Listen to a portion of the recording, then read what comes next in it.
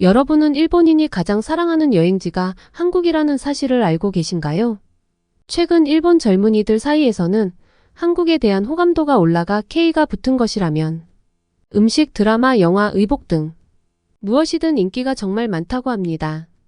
오늘은 한국에 푹 빠진 언니 때문에 한국에 왔다가 놀라운 경험을 했다는 일본 여성의 SNS 사연입니다. 안녕하세요. 일본 삿포로에서 살고 있는 유키라고 합니다. 오늘은 제 이야기는 아니고 제 언니 이야기를 좀 해볼까 해요. 저와 언니는 2살 터울이라 어렸을 때부터 친구처럼 지냈어요. 제 언니는 꽤나 예쁜 얼굴을 가지고 있는데 가끔은 좀 왜 저러고 다니지 싶을 때가 많아요. 어렸을 때 공부도 곧잘하고 얼굴도 예쁘장해서 교우 관계도 좋았는데 딱 하나 단점을 꼽자면 한국의 광팬이라는 것입니다. 한국 분들이 들으실 때에는 한국을 좋아하는 게 왜 단점이냐며 기분 나빠하실 수도 있겠지만 제가 볼 땐 단점이에요. 언니는 한국에 심하게 빠져 있어서 모든 것을 한국과 연결짓고 자기 꿈은 한국에서 사는 거라는데 솔직히 좀 유난 같아요. 그렇다고 한국에 빠져서 자기 할 일을 하지 않는 건 아니라 부모님께서는 웬만해서는 다 웃으며 넘겨주시는 편인데 저는 뭐든 너무 과한 건 별로라고 생각하거든요. 언니는 한국 연예인들을 좋아하는 건 물론이고 집에 있을 때는 매일 한국 드라마만 보면서 어떤 날엔 한국어로 저에게 말을 거는데 그럴 때는 정말 밥맛이에요. 외식도 매번 한국 음식점으로 가자고 난리여서 집 주변에 웬만한 한국 식당은 거의 다 가본 것 같네요. 저는 호불호가 없는 편이라 주로 언니에게 꽤나 맞춰주긴 하지만 너무 유난이라서 한 번씩 싫은 소리를 하기도 했어요. 그럴 때마다 언니는 한국에서 공수해온 화장품으로 제 마음을 좀 풀어주기도 합니다. 언니가 제게 주로 주는 선물이 한국 화장품인데 언니는 한국 사람들 피부 좋은 게 부러워서 일부러 비싼 배송료를 내고 한국 화장품을 직구해서 쓰거나 아니면 한국으로 여행 가는 친구들에게 꼬박꼬박 부탁해서 틈날 때마다 한국 화장품을 쟁여놔요. 일본의 뷰티 유튜버나 인플루언서들이 아직 수입이 되지 않는 한국 브랜드들도 즐겨 쓴다고 소개하는 경우가 많은데 언니도 그걸 보고 있으면 자기도 모르게 홀린 듯 사게 된다면서 제게도 하나씩 주곤 했어요. 그런데 언니가 제게 준 한국 화장품들이 정말 좋긴 좋더라고요. 그래서 언니에게 화가 났다가도 언니가 화장품을 제게 선물로 주면 언제 그랬냐는 듯이 화가 풀어지기도 해요. 제가 한국을 나쁘게 생각하는 것은 아니지만 언니가 너무 유난이라 반대로 한국에 반감이 있었던 것 같기도 해요. 그러던 제게 어느 날 사건이 하나 생겼는데요. 바로 언니와 함께 한국에 여행을 가게 된 거예요. 혼자 가는 것도 아니고 친구들과 가는 것도 아니고 한국에 호들갑 떠는 언니와 여행이라니 미간이 찌푸려져요. 원래는 저희 가족은 어렸을 때부터 미국의 샌프란시스코나 로스앤젤레스 그리고 뉴질랜드 같은 따뜻한 지역으로의 여행을 많이 했어요. 특히 로스앤젤레스는 아버지의 회사에 지사가 있고 호화로운 회사 주택에 있어서 가장 많은 여행을 했던 기억이 있습니다. 그리고 올 겨울방학에는 가족여행으로 유럽을 가기로 했었는데 이번에는 부모님이 도저히 시간이 안 난다고 하셨어요.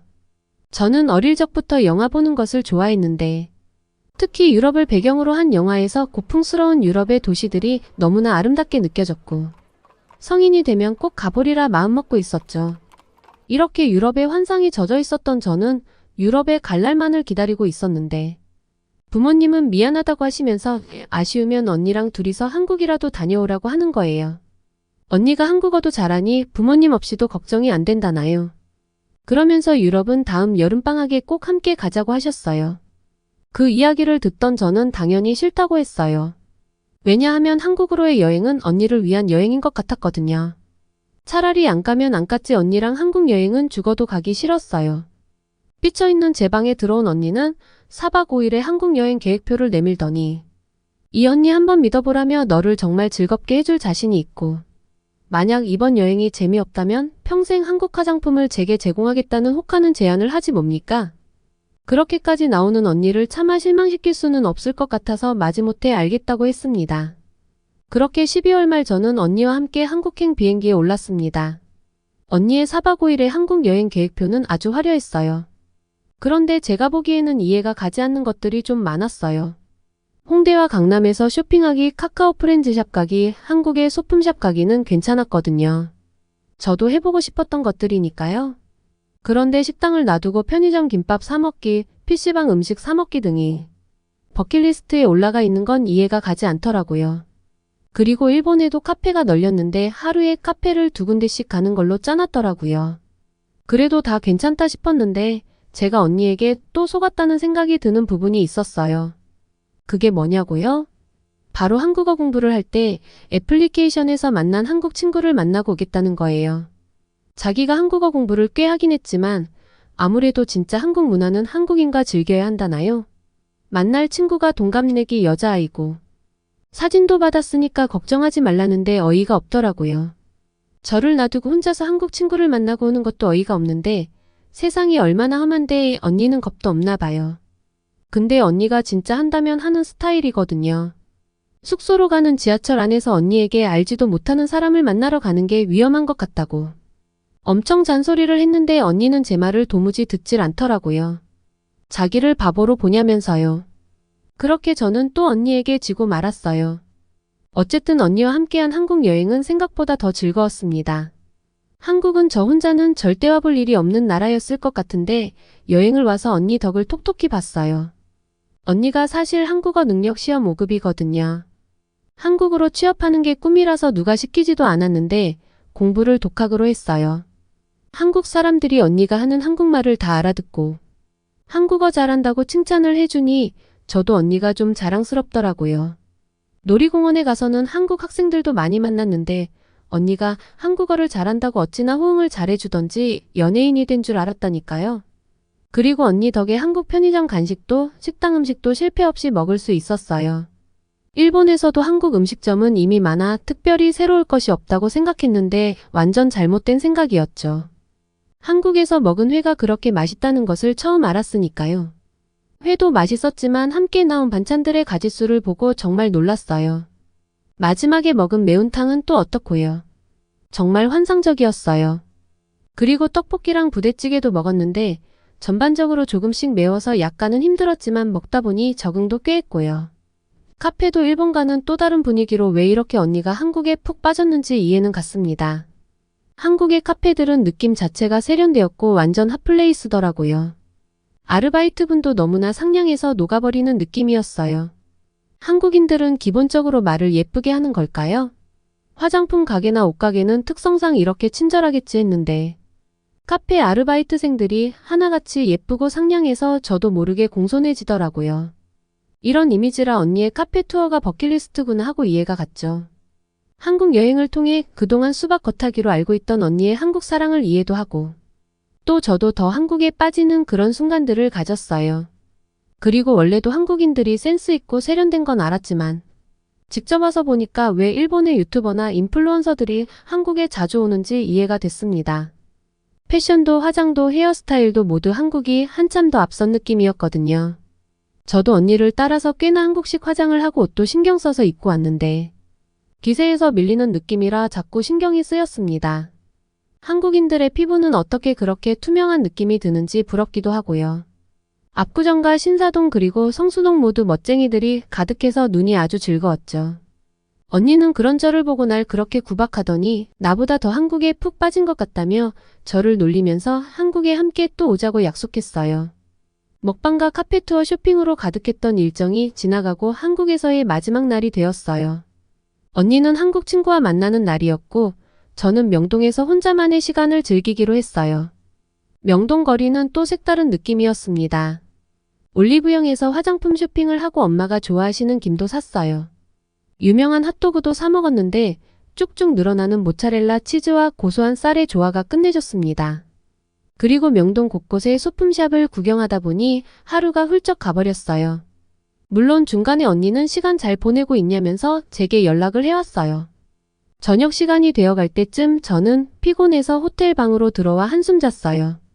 이것저것 쇼핑한다고 많이 걸어 다녀서 피곤했는지 자고 일어나 보니 저녁 10시가 좀 넘었더라고요. 포장해온 김밥으로 저녁을 먹으면서 언니에게 전화를 했는데 전화기가 꺼져 있는 거예요. 갑자기 언니와 연락이 안 되니까 무서워졌고 언니가 너무나 걱정이 되었어요.